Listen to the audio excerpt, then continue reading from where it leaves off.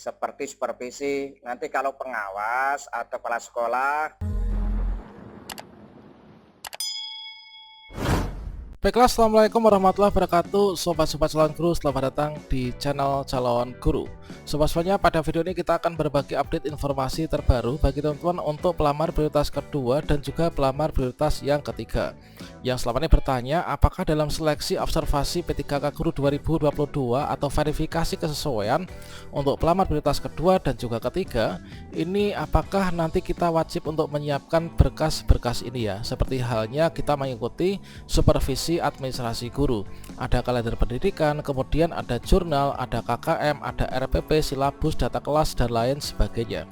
Ada juga lembar identitas. Dikarenakan di sini nanti yang menilai itulah dari guru senior, kepala sekolah, dan juga pengawas sekolah, serta nanti akan diverifikasi dari Dinas Pendidikan dan juga BKPSDM dari data portofolio guru honorer yang pernah dilakukan untuk penilaian menggunakan aplikasi SIM P3KS ya. Jadi kira-kira untuk penentu kelulusan observasi bagaimana, silakan simak video ini sampai selesai. Namun sebelum kita lanjutkan, perlu saya ingatkan, bagi teman-teman yang mungkin baru pertama kali menemukan channel ini, silakan klik tombol subscribe-nya dan aktifkan notifikasi loncengnya, sehingga nanti jika ada update video terbaru, teman-teman tidak akan ketinggalan informasi. Baiklah sobat-sobatnya, untuk pelamar prioritas kedua dan juga prioritas yang ketiga nanti mengikuti seleksi verifikasi kesesuaian atau juga seleksi observasi P3K Guru untuk prioritas kedua dan juga ketiga. Yang mana di sini nanti yang menjadi tim penilai ini adalah selama 2 hari ya, yaitu nanti kepala sekolah, kemudian guru senior, dan juga pengawas sekolah kita masing-masing. Selanjutnya nanti akan dilakukan verifikasi yaitu oleh Dinas Pendidikan dan juga BKPSDM. Selanjutnya dari tim penilai, dari kepala sekolah, guru senior, dan juga pengawas nanti menggunakan sebuah aplikasi yang sudah dipersiapkan oleh Kemdikbudristek, yaitu SIM penilaian kesesuaian seleksi guru ASN P3K 2022. Nah, dengan cara nanti para tim penilai ini adalah login, kemudian nanti memilih guru honorer mana yang akan dilakukan observasi ya.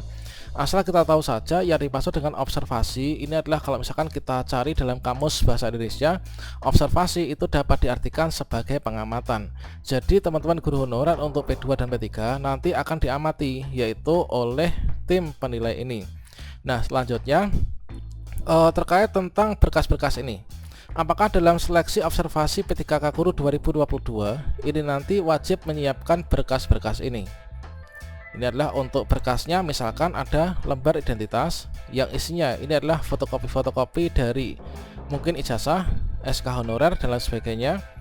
Kemudian di sini ada untuk berkas-berkas supervisi administrasi guru atau sama halnya dengan supervisi oleh kepala sekolah dan juga pengawas ya. Seperti halnya KKM, jadwal pelajaran, RPP silabus dan lain sebagainya.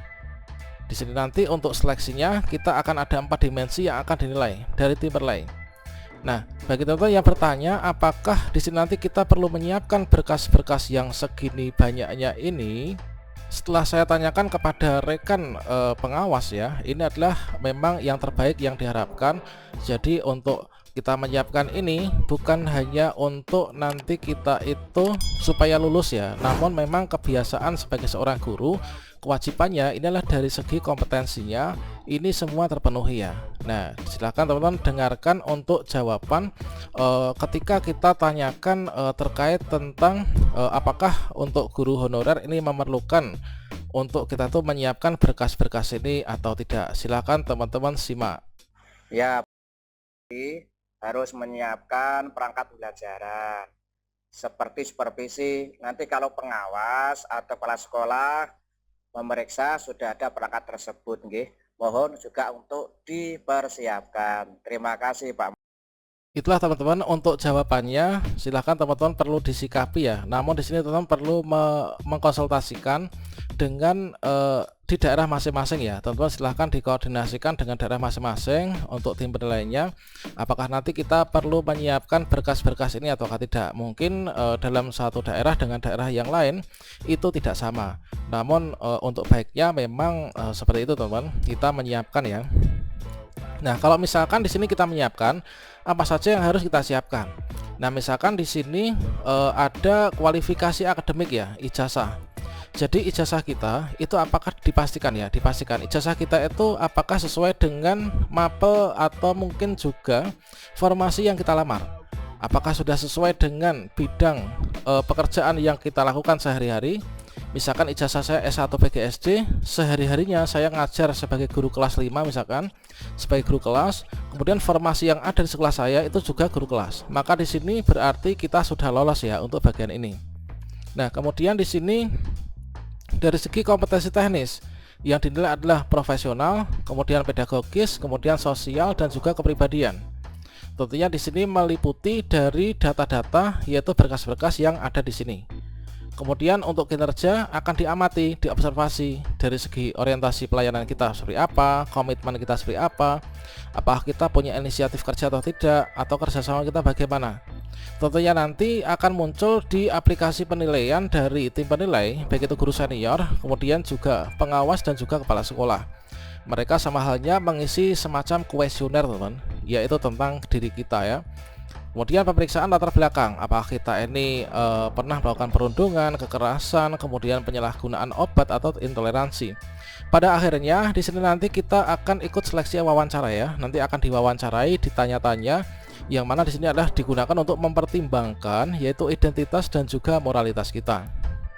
Nah, kalau misalkan memang teman-teman setelah berkoordinasi dengan tim penilai dari daerah masing-masing, kalau misalkan ya dipersiapkan nanti apa, silakan teman-teman catat dan juga dipersiapkan. Tentunya kita sebagai guru ini sudah memiliki semua ya, karena inilah memang pekerjaan kita sebagai guru, yaitu sudah menyiapkan kalender akademik setiap tahunnya, RPP sudah siap, kemudian semua sudah siap. Kalau misalkan nanti di sini ada papan checklist seperti ini, tentunya misalkan fotokopi honorer mulai bertugas yang diterbitkan tiap tahun, ini misalkan ada di checklist. Kemudian fotokopi ijazah terakhir ada di checklist. Fotokopi serdik ini ada checklist. Daftar hadir mulai bertugas, ini absensi ya, presensi bukan absensi ya. Checklist. Kemudian SK bagian tugas ada enggak? Kemudian program tahunan ada enggak 3 tahun terakhir? Kemudian program semester ada enggak 3 tahun terakhir? RPP ada enggak? Kemudian KKM ada enggak 3 tahun terakhir? Kemudian yang lebih mendetail ada di sini.